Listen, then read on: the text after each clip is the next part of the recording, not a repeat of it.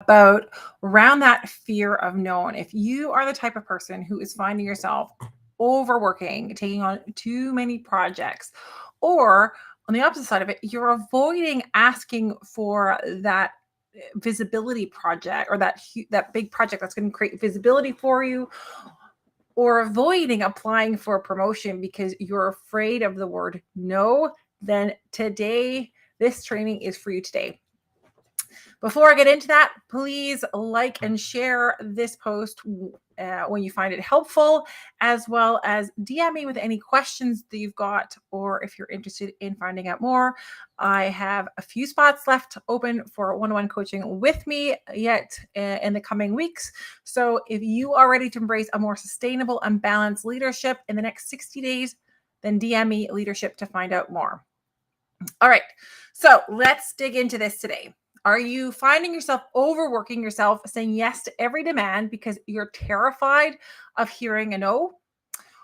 Or again, like I said, maybe it is you are avoiding applying for a new position because you've decided that it would be too much, or you're fearing the rejection when they were to say no. And has this fear of rejection pushed you into this relentless cycle of exhaustion, compromising both your leadership as well as your personal life?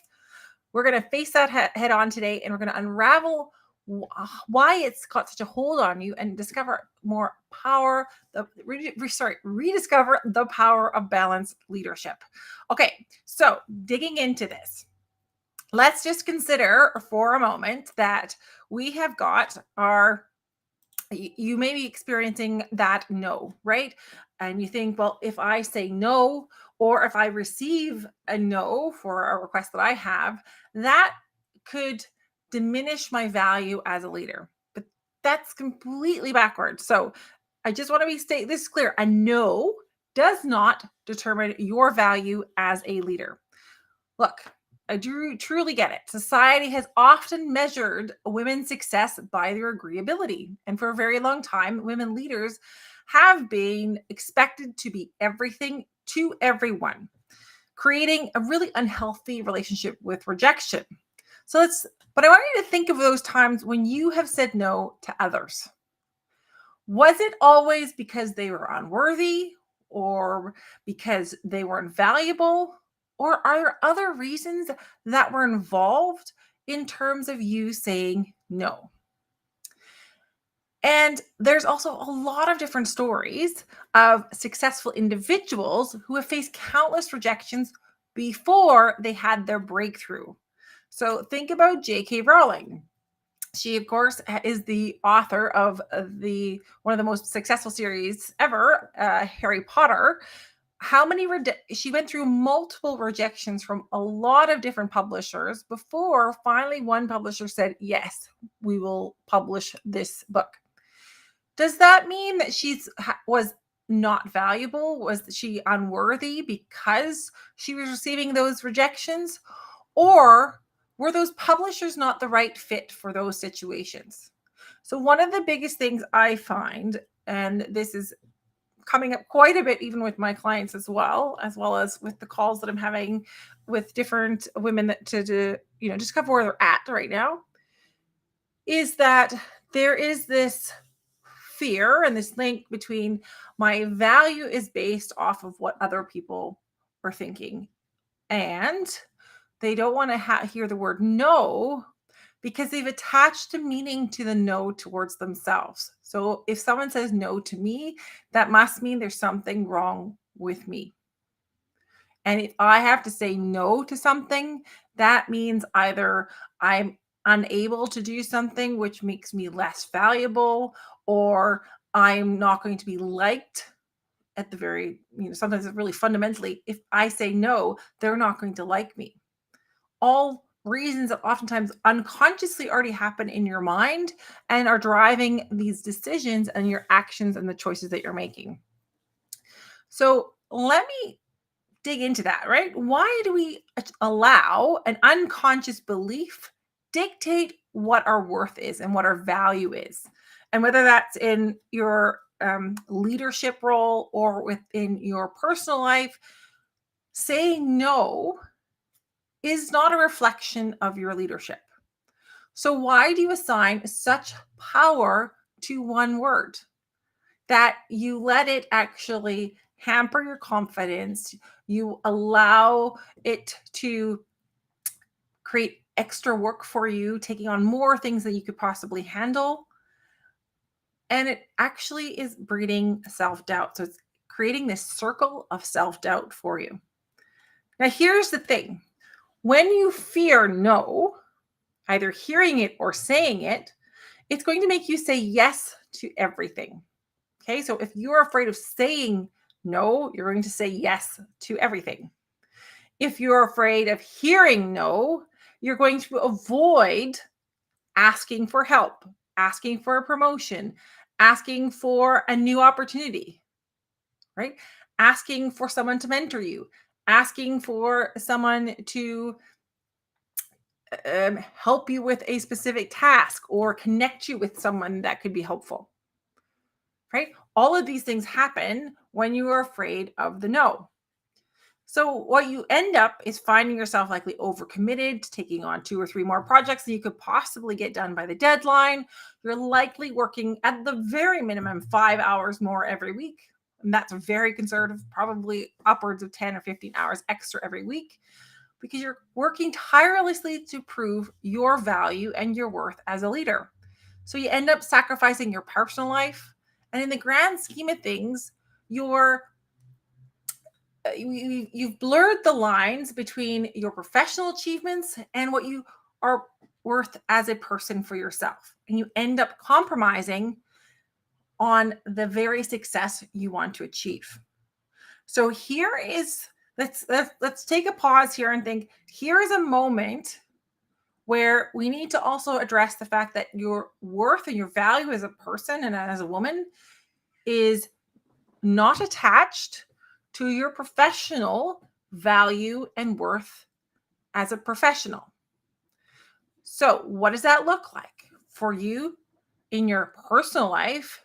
You can be very worthy and be very valuable based off of, for example, are you living in accordance to your core values? What are the things that you value? So, as an example, maybe you are really valuing honesty and integrity. So, and being in integrity means that you do as you say. So, you are your word.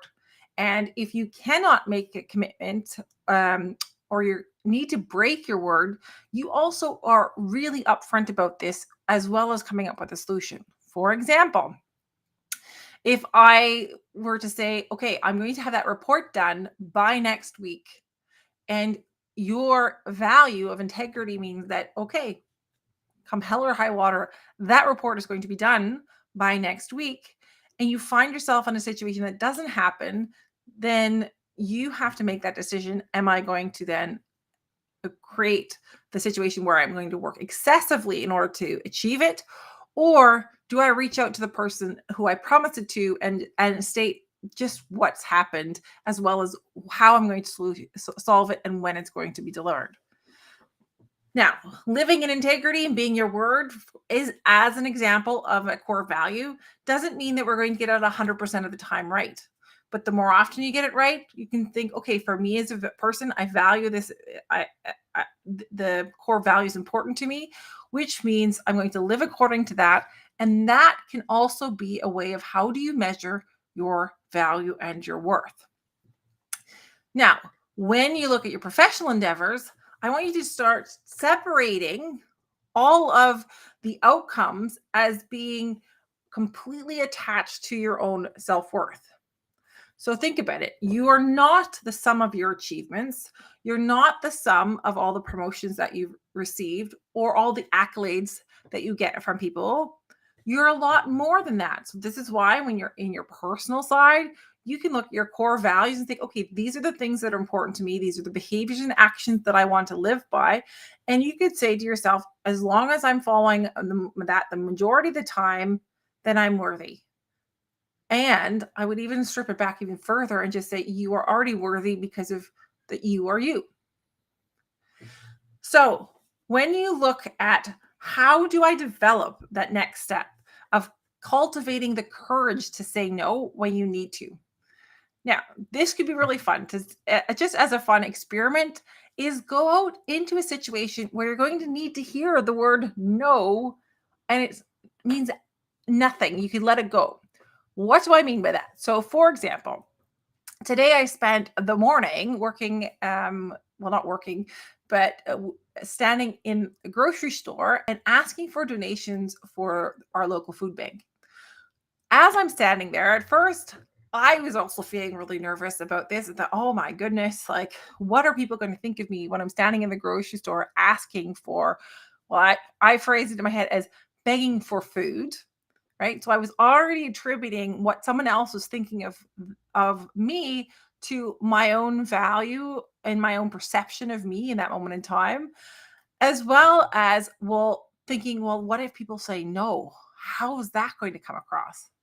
So it was a really fun experiment for me this morning because I caught myself in that thought going, oh, wait a minute, hold on. I have now attributed what someone else is going to say to me and created a meaning behind that and attributed it to myself.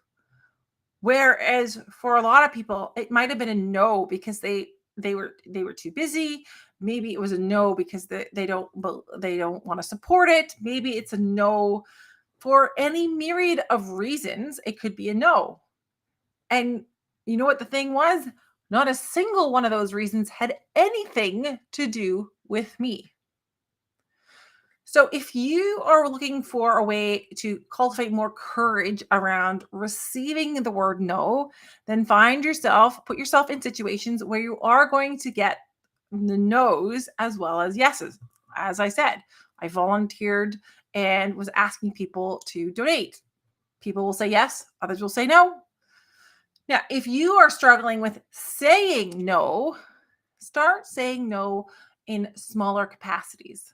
So also find situations where at this moment in time, it's not as important, right? The consequences of you saying no are fairly minimal. So maybe it is a practice of very simply somebody asks if they can get you something from the coffee machine and you normally say yes and now you say no, right? Yes, it is a simple and it might sound like a silly example, but here's what's happening on the back in the background. You're starting to show your brain and your unconscious mind that it is safe to say no. And when you're doing that, that word no is going to get easier and easier to say, and as well as you're proving to yourself that is not linked to your worthiness as a person and as a leader, so you can start creating that space for you to say no on the things that really matter. You can start creating the space to say no to that extra project that's getting added to your plate. You can start between both of these types of activities, you can start creating the space that you are excited to achieve and go apply, I should say, apply for a next level promotion. And I'm going to encourage you. So, for example, I have a couple clients that are right now applying for their next level promotion. What happens in the moment that they receive, or should they receive, if they should receive a no in terms of their application? So they weren't selected for that next level role. My encouragement, and that's what we work together within the Leadership Edge program, is it doesn't necessarily mean that you have less value and you are less worthy. The decision to choose someone else can have absolutely nothing to do with you.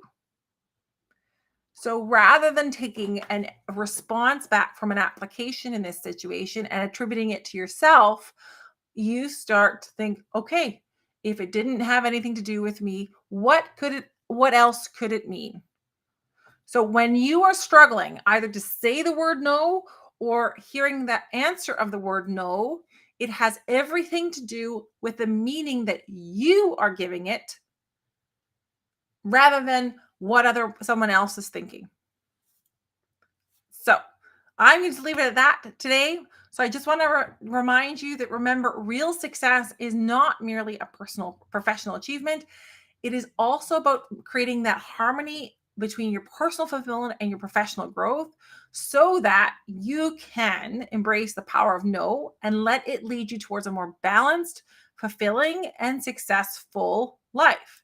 One where you're going to be able to really harness the power of balanced leadership. So, if that's something that you want to work on, and if any of this has resonated for you today, then I encourage you to reach out to me, DM me the word leadership, because I have got 5 spots open for women leaders who are ready to embrace a more sustainable and balanced leadership in the next 60 days.